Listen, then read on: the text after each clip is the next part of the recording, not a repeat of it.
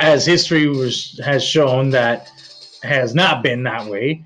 And that's you gotta have some depth, and you gotta have a good bench to ultimately succeed and go deep into a playoff run and win a championship. So having like three big stars and spending all the money on them and not having reserve guys is just ridiculous. That's not a way to build a basketball team whatsoever. So these Celtic fans now, they just need to sit down and shut the fuck up and watch the Heat steamroll them and go on to play for the trophy in the final, most likely against the LA Lakers and LeBron.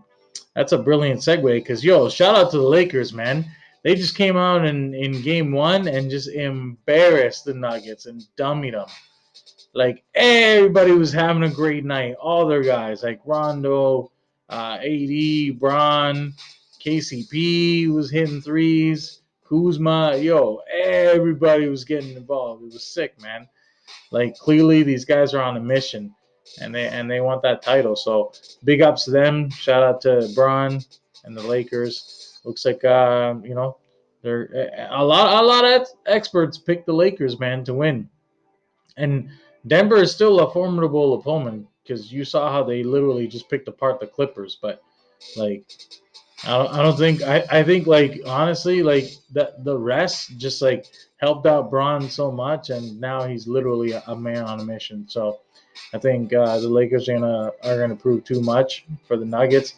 Nuggets are gonna start showing signs of fatigue, having to come back from 3-1 down in back-to-back series. It takes your toll on you, man. It's like having to come back from 2 or 3 down in a hockey game and having to chase the game and chase the series. It wears on you. Wears on you. So yeah.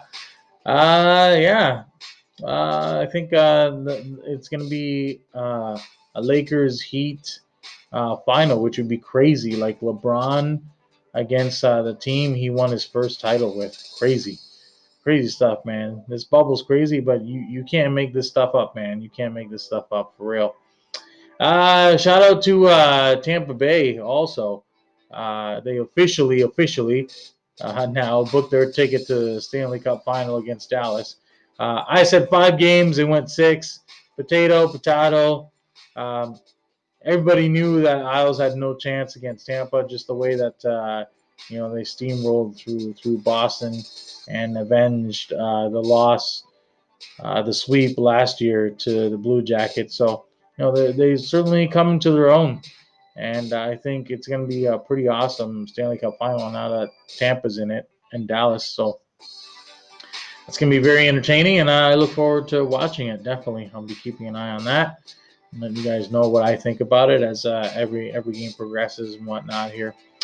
Blue Jays, what can I say about that, man? They just continue to just get thumped all over the place. I think they lost something like 9-0 or something in the first game of a doubleheader to the Phillies, and then I don't know, they gave up a bunch of other runs. And second game, they kept it close. They put up a bunch of runs themselves, but I don't know what it is, man. But they're just getting like blown out of the fields that they're stepping on, and it's bad. And I think before you know it, the playoff spot's gonna be gone. So who knows? We'll see. Hopefully, they can still sneak in, but it's looking like they're not going to do any damage whatsoever at all.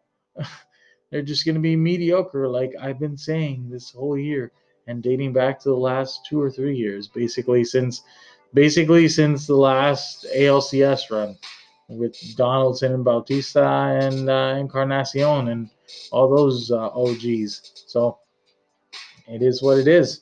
This is growing pains for a very young team.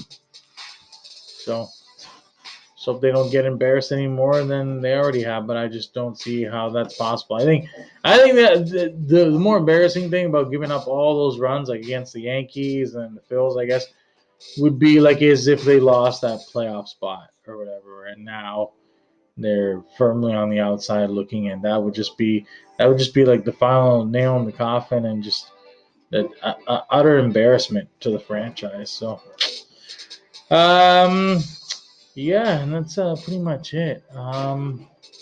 Yeah, guys. So, as always, before I let you go, I just want to let you guys know that this show would not be possible without my wifey Kirsten. So, thank you so much, babe. The show would not be possible without you. So, I love you so much. And of course, I always want to say, my baby girl Sophia, my wonderful, beautiful daughter. I hope you're watching this. Daddy loves you so much. And yeah, stay tuned, guys, for the next episode of the next show.